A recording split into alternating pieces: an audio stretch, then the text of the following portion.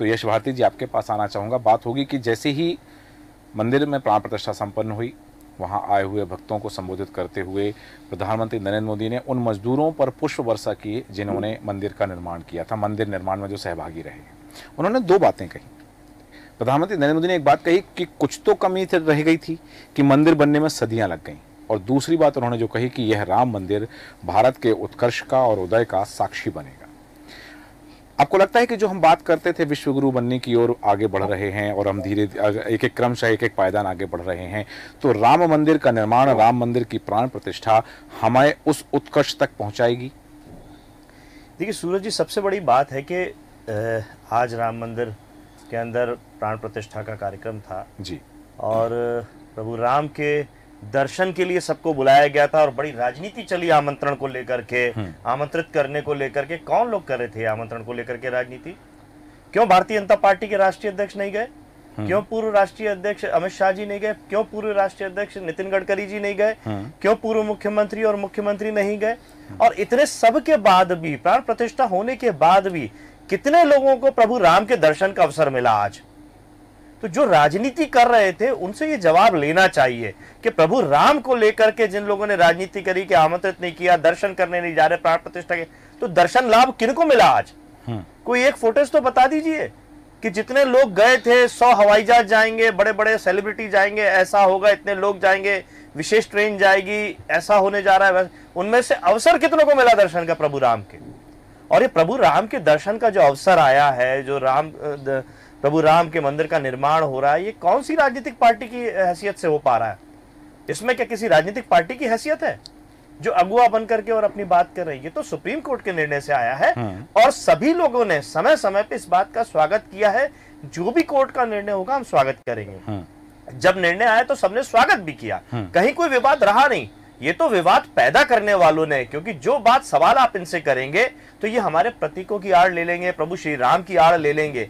और आज भी जब बात आती है, जैसे भारतीय जनता पार्टी के अभी साथी बोल रहे थे हम अब रामराज लाएंगे, तो रामराज लाने के लिए भी झाबुआ के अंदर चर्च में प्रभु श्री राम के झंडे का जिस तरीके का इस्तेमाल किया और जय श्री राम के आघोष का नाम लेकर के बात की गई, तो ये तो अधर्मियों का काम है, ये धर्म प्रेमियों का तो बिल्कुल काम नहीं हो सकता। और प्रभु राम का नाम लेके तो बिल्कुल भी काम नहीं कर सकता कोई भी धर्म प्रेमी सनातनी जो एक दूसरे से प्रेम करना सिखाता हो।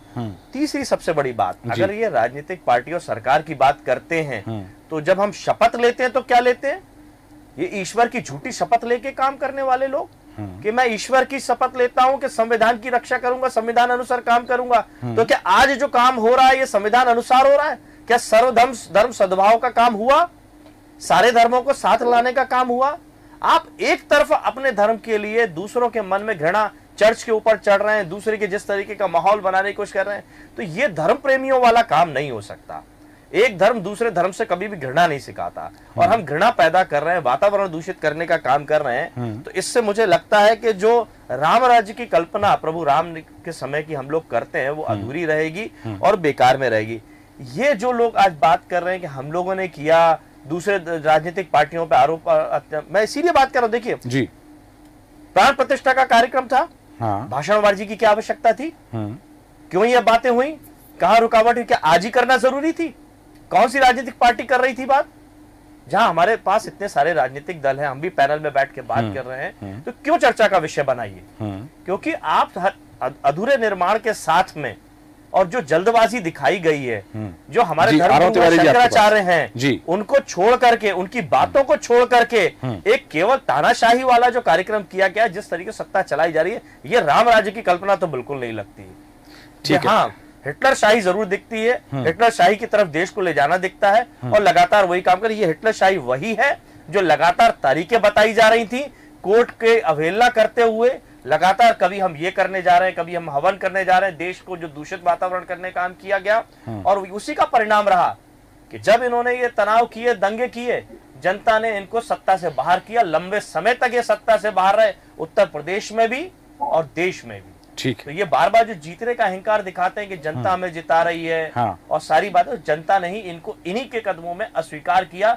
अभी भी ये झूठ के माध्यम से सत्ता में है कि हम सुरक्षित माहौल लाएंगे, ठीक है, जनता को आर्थिक तंगी से बाहर लाएंगे, सुरक्षित माहौल देंगे। तो ये झूठ के पैमाने पर सत्ता में है, ना कि राम राज्य के। वापस आता हूँ आपके पास में यश भारती, जैसा कि के बाद एक नया युग प्रारंभ हुआ है। ठीक है, जैसे कि आपने कहा कि मैंने चर्च का जिक्र किया, उस पर जवाब तो इन्हीं को देना है। दूसरे धर्म में सद्भाव बिगाड़ने का जो काम कर रहे हैं, इनके सत्ता में रहते हुए लगातार जो सद्भाव बिगड़ा है और जय श्री राम के नाम का इस्तेमाल जिस तरीके से अधर्म के लिए हुआ है, उसका आरोप तो इन्हीं के ऊपर रहेगा, इन्हीं के लोग कर रहे हैं। बिल्कुल आपके सवाल का जवाब लूंगा, लेकिन आज के दिन नहीं, ये तो आप लगातार काम करते हैं, हर दिन करते हैं। आप जहाँ ये घृणा की बात कर रहे थे, तो मैं आपको ये बताना चाहता हूँ कि समाजवादी पार्टी की भूमिका क्या रही है, सारे देश ने देखा है। ठीक है, और आज सवाल आज पे कर रहे हैं, तो जवाब आप समाजवादी पार्टी की भूमिका में कर रहे हैं, सत्ता में आप बैठे हुए हैं, जवाब आपको देना, सवाल आप हमसे करेंगे। वापस आता हूँ और मेहमान हमारे साथ, समय की सीमा है। यश भारती जी, आपके पास आऊंगा। जो बात आपने कही थी और तिवारी जी ने कहा कि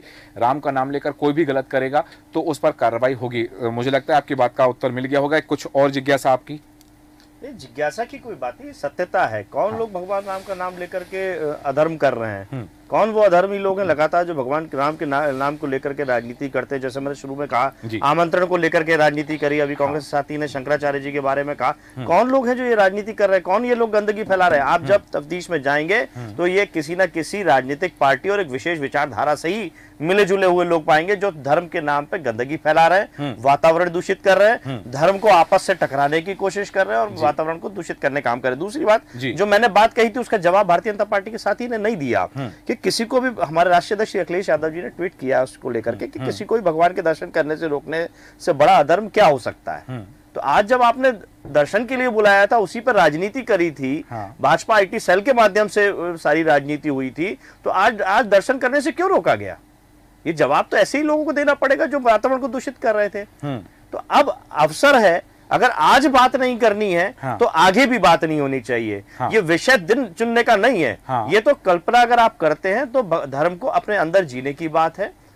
दर्द आपको होना चाहिए कि अगर दूसरे को दर्द हो रहा है, अगर धर्म को जीते हैं, सनातन को मानते हैं, तो दर्द समझने की बात है, दर्द देने की बात नहीं है। सही है कि किसी के काम जो आए उसे इंसान कहते हैं, पराया दर्द अपनाए उसी इंसान कहते हैं। मानव को मानव हो जाना चाहिए, क्योंकि जब हमने ईश्वर को मानव होते देखा है तो मानव को मानव होते देखने की अभिलाषा हम जरूर रख सकते हैं। चूंकि समय की सीमा है, रमाकांत पटेल जी आपके